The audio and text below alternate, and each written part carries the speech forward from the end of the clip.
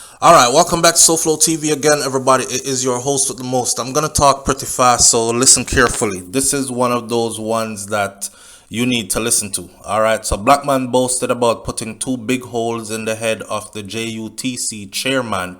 Wanna remember when the JUTC chairman was gunned down out at the bus park? All right.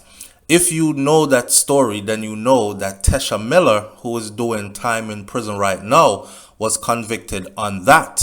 However, here comes some information. So I want to see what the Jamaica Constabulary Force and what the judicial system in Jamaica is going to do about this. Because Black man was cleared of that back when it happened and Tesha took the fall. But now we have revealing information that implicates Black man in it and not Tesha Miller.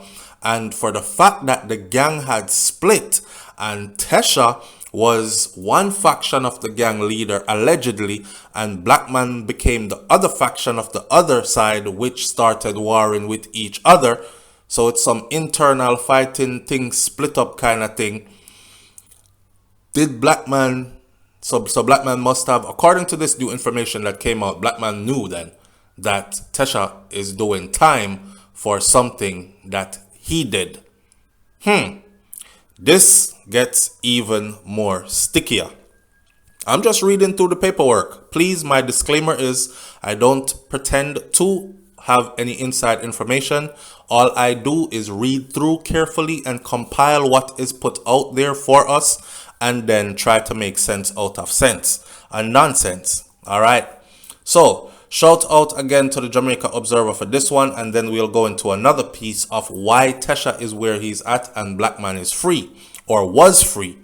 So the prosecution's main witness on Monday morning in a stunning disclosure said that Andre Blackman Bryan, the alleged leader of the St. Catherine-based Klansman gang, 33 members of whom are now on trial, showed him the actual gun that he used to kill the former chairman of the Jamaica Urban Transit Company, Douglas Chambers.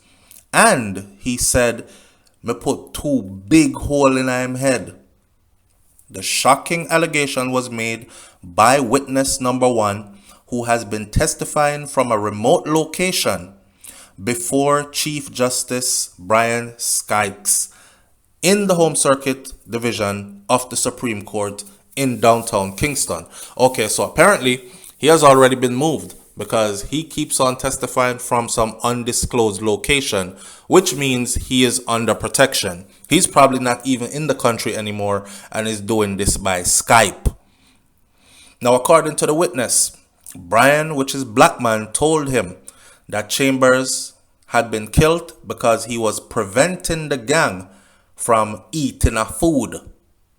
So apparently some extortion stuff was running over there, and Mr. Chambers says, "We don't pay on nothing. Don't intimidate me. I mean not into none of that friggery that on into." And them say, "All right then, I saw you say." And the rest is, we put two big hole in him head. According to the witness, Brian told him that Chambers had been killed because he was preventing the gang from eating a food.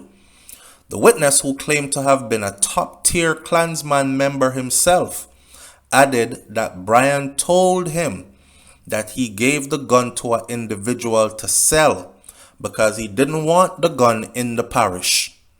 He said that the gun, specifically by his orders, should be sold in Clarendon, round my place. Chambers was shot dead by a gunman in Spanish Town, St. Catherine in June of 2008. You see what year we in? We in 2021, and all things are being revealed now. Brian was found not guilty of the killing by a jury in 2016, some 8 years later. In December of 2019, Tesha Miller, who was the accused leader of another faction of the Klansman gang, was convicted for orchestrating Chambers' murder. Well, could this be that, them can't say Tesha told Black man to kill him because Tesha and Black man wasn't dealing like that. The gang had split apart. according to whatever information is out there now, right? So again, my question, does this mean that Black man will be charged with this and Tesha will get to walk free? I'm asking this to the people who have been saying everything this person is saying is credible. Okay, if everything he is saying is credible, then if this was what sent Tesha Miller to prison, then Tesha Miller needs to be out of prison, correct? Answer me in the comment section.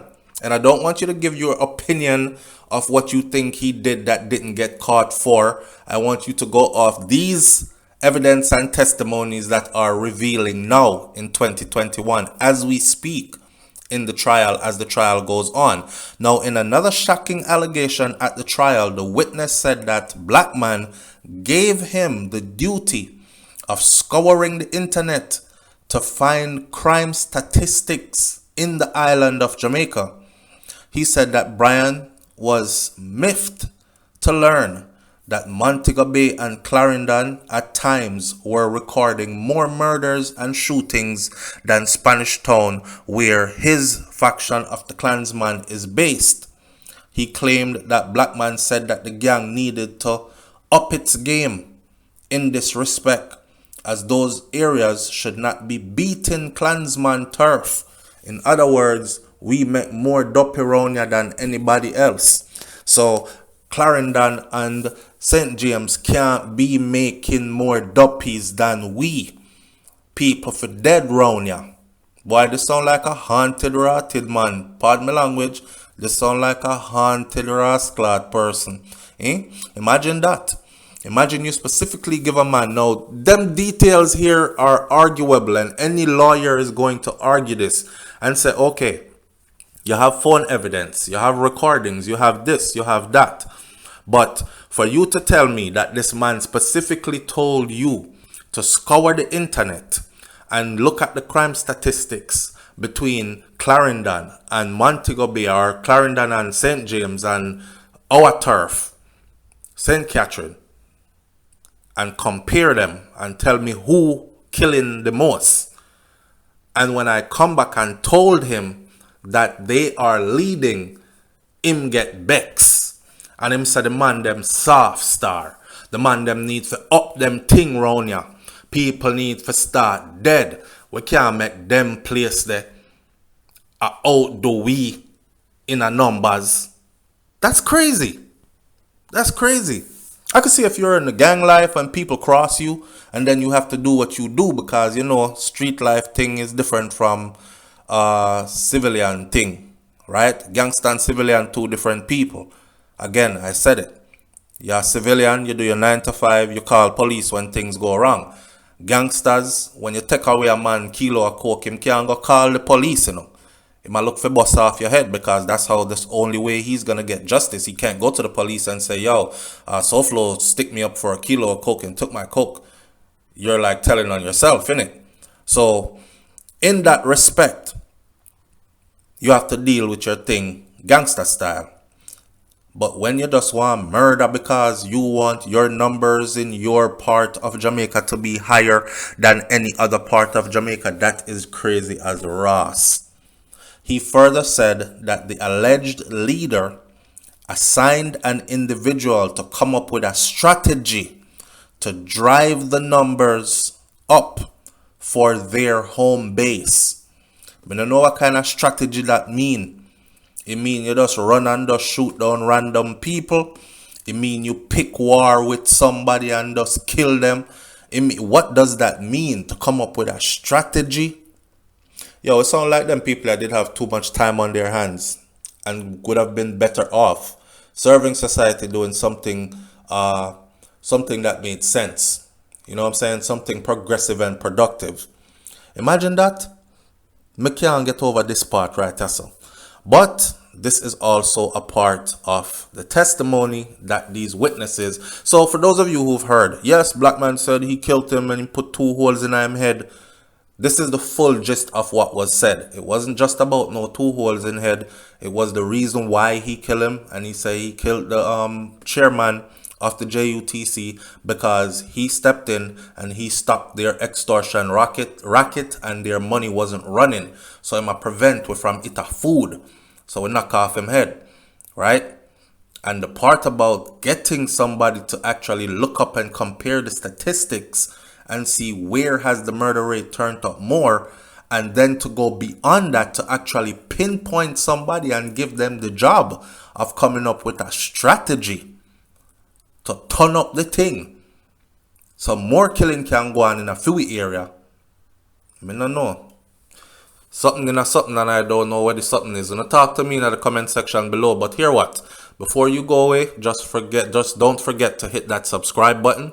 And don't forget to click the bell next to the subscribe button so you're notified as I continue to bring you these. And if you don't, you're probably going to miss them. Listen up, they're all labeled 1, 2, 3, 4, 5, 6. If you start missing the pieces, you're going to miss a whole lot and you might get lost with the story. We're going to follow this all the way through to the end. All right. Catch you on the next video. It's SouFLoTV. I'm out. Peace.